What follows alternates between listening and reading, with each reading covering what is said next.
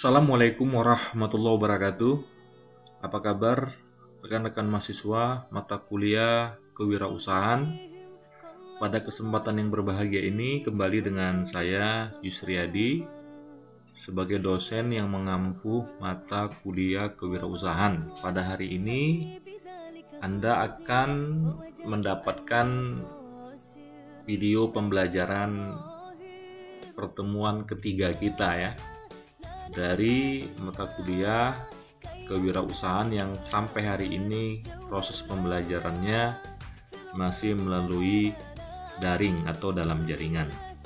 Baik, materi ini adalah materi lanjutan dari materi sebelumnya ya, bahwa kata kunci dari kegiatan entrepreneurship ya, itu adalah tumbuh. Tumbuh itu artinya ya, ingat ya, bahwa sebenarnya tujuan hidup kita bukanlah menjadi kaya, tetapi melainkan tumbuh. Untuk apa? Untuk tumbuh Anda harus memiliki suatu kepercayaan, kemampuan yang terus dipelihara ya. Apabila kita mampu memiliki satu keyakinan, kemampuan, maka kaya itu adalah akibatnya dari apa yang sudah kita miliki. Jadi bukan tujuan. Sehingga ketika kita memiliki kekayaan kita adalah kekayaan yang bermartabat. Bukan sekedar kaya ya. Kaya yang melalui proses kemandirian ya. Bukan karena dengan cara-cara yang haram atau cara-cara yang tidak sesuai dengan kaidah-kaidah dalam ajaran agama kita, atau kaya yang kita dapatkan dengan cara spekulatif melalui bisnis-bisnis yang ya black market ya, atau menjual narkoba, atau bisnis-bisnis yang tidak sesuai dengan syariat ataupun nilai-nilai hukum yang ada di negara kita dan lain-lain.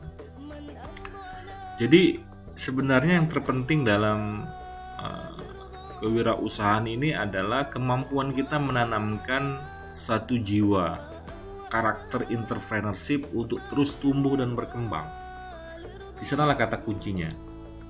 Makanya sekali lagi ya, pernah saya berikan satu contoh, ada satu usaha yang dari dulu dia begitu-begitu saja. Dari mulai kakeknya, diturunkan kepada anaknya, diturunkan lagi kepada cucunya. Dari dulu usahanya seperti itu saja, tidak berkembang, tidak membuka cabang, ya, tidak mati, tidak hidup, tidak berkembang. Nah itu berarti tidak memiliki satu jiwa entrepreneurship yang harusnya ini dipahami ya oleh kita ya di dalam mempelajari entrepreneurship. Kemudian seorang yang memiliki jiwa wirausaha harus bersahabat dengan ketidakpastian ya. Ini yang membedakan. Kalau karyawan itu jelas setiap bulan terima gaji, setiap bulan masuk rekening ya, uang di rekening kita. Nah, jadi kalau memang masih ada satu karakter di dalam diri kita bahwa kita ingin bekerjanya aman, nyaman, penuh kepastian, tiap bulan ingin dapat uang secara normal sekian begitu ya. Nah, itu pasti tidak akan pernah kita memiliki satu kemauan untuk membuat sebuah bisnis. Karena dia ingin merasa aman, nyaman, dan tenang dalam setiap bulan.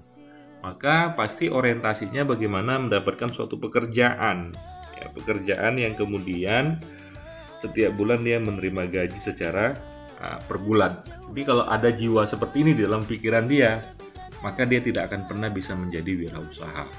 Karena wirausaha itu harus bersahabat dengan ketidakpastian ya. Bersahabat dengan, kalau dalam istilah Inggrisnya adalah uncertainties ya. Kalau tidak bekerja keras, tidak berani menghadapi risiko yang tinggi dan mengelola risiko dengan baik, ya kita bisa akan mengalami kerugian tidak bisa memberikan makan ataupun ya gaji kepada karyawan.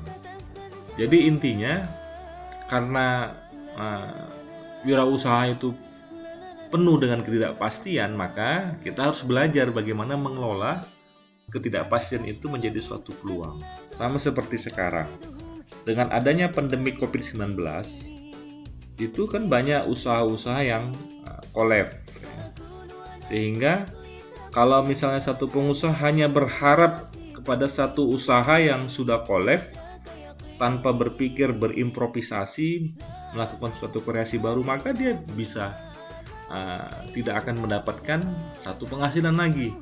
Maka dia berpikir keras, apakah merubah cara sistem bisnisnya, sistem pemasarannya, atau mungkin merubah produk baru yang kemudian itu bisa sesuai dengan kondisi kekiniannya. Jadi yang terpenting juga ya, Anda yang ingin menjadi wirausaha harus memiliki yang disebut dengan entrepreneurial mindset. Ya. Apa itu entrepreneurial mindset? Ya, yang pertama adalah harus action oriented. Ya. Action oriented itu artinya harus berani mengeksekusi apa yang kita rencanakan, apa yang kita programkan, apa yang kita planningkan. Secara sederhana, misal ingin membuka usaha laundry, maka jangan terlalu banyak berpikir secara mendalam, maka action saja, ya, ambil tindakan. Ya. Dengan mengambil tindakan kita akan menemukan tentu berbagai macam persoalan dan permasalahan yang kemudian kita bisa belajar dari masalah tersebut. Ya. Bukan berarti tanpa ilmu, ya, dengan adanya proses pembelajaran yang kita lakukan, tentu kita melakukan suatu action itu dengan satu cara-cara yang sesuai dengan ya pengetahuan yang kita juga sudah miliki. Kemudian berpikirnya simpel saja, nggak usah terlalu rumit, ya, sehingga nanti membuat kita justru lambat mengeksekusi. Misalnya kalau berpikir rumit itu mau buka usaha, nanti kira-kira siapa yang beli ya? Nanti kalau mati lampu gimana ya kalau usaha kita menggunakan listrik? Atau gimana nanti kalau terjadi kebakaran? Atau gimana nanti kalau misalnya tiba-tiba kalau kita ada usaha di pinggir jalan, tiba-tiba ada mobil truk nyasar ke toko ataupun usaha kita. Terlalu berpikir rumit, ya, sehingga tidak jadi-jadi kita untuk melakukan satu kegiatan usaha. Kemudian yang ketiga adalah selalu mencari peluang-peluang yang kekinian, yang memang peluang tersebut ataupun bisnis tersebut ya memang dibutuhkan pada hari ini. Jadi peluang baru itu terus harus kita pikirkan gitu ya. Ya dalam hal ini ya maka dalam aspek peluang ini juga kita bisa sebut dengan strategi untuk memasarkannya, strategi untuk membangun kolaborasi kerjasamanya dan lain-lain ya. Dan ini harus dengan disiplin yang tinggi ya untuk mencari peluang ini.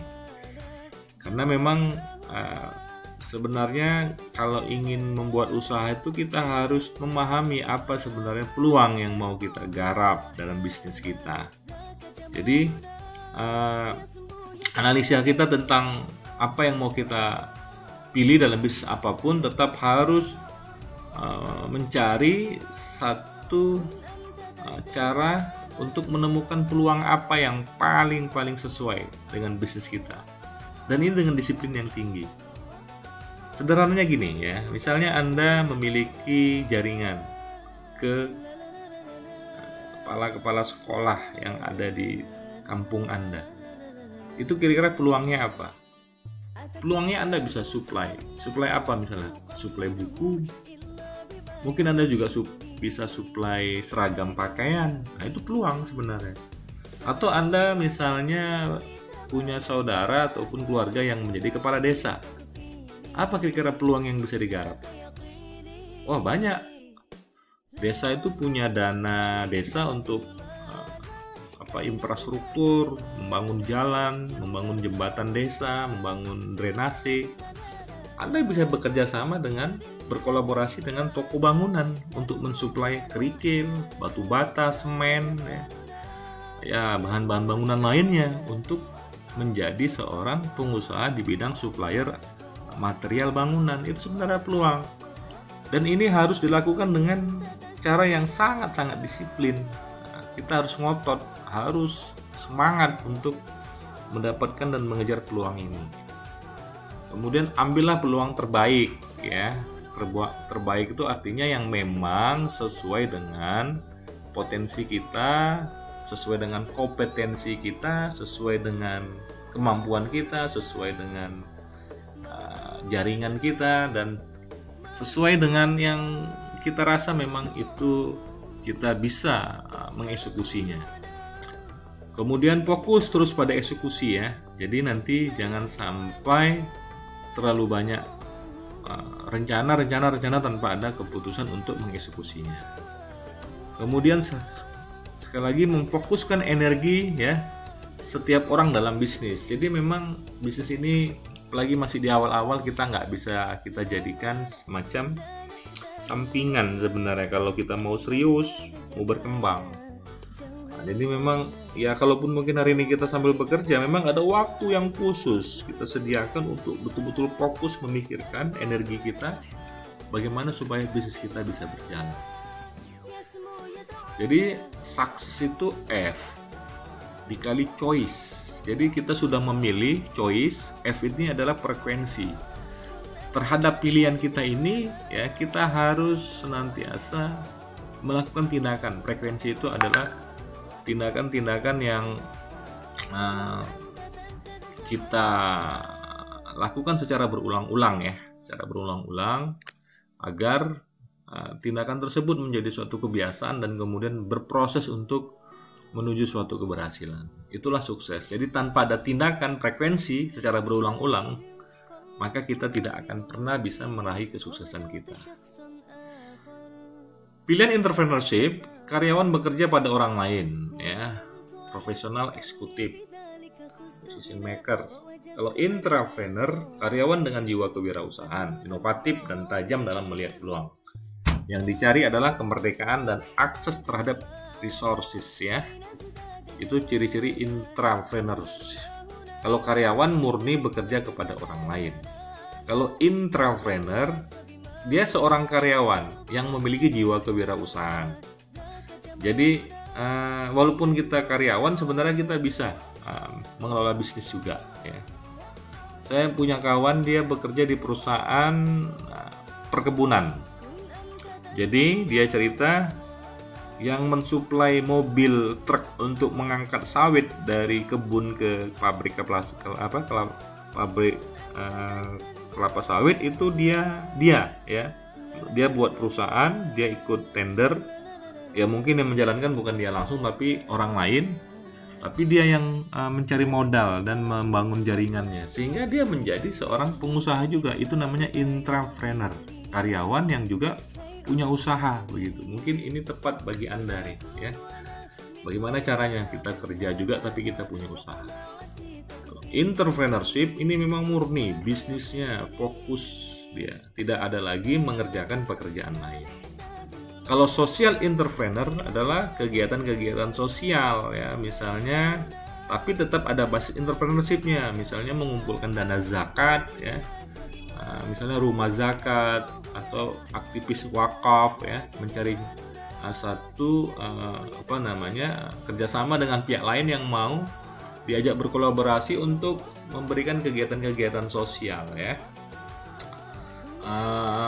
Ecopreneur, wirausaha dalam bidang lingkungan hidup. Nah, ini ada istilah-istilah ya yang mungkin perlu kita pahami. Oke, tips praktis. Modal utama berwirausaha bukanlah uang ya, sekali lagi ya, melainkan keyakinan untuk tumbuh dan menang. Kemudian bersahabatlah dengan ketidakpastian. Bukan pikiran Anda ya. Buka pikiran Anda, buka pikiran Anda, pelajari hal-hal yang baru. Kemudian selalu ready, persiapkan diri Anda dengan baik, dengan ilmu, pengetahuan, jaringan, dan semangat ya untuk terus mengeksekusi suatu rencana usaha. Bangunan network ya selagi muda dan jagalah kepercayaan, membangun jaringan. Oke, ini saja materi pertemuan kita, mudah-mudahan bermanfaat. Wassalamualaikum warahmatullahi wabarakatuh.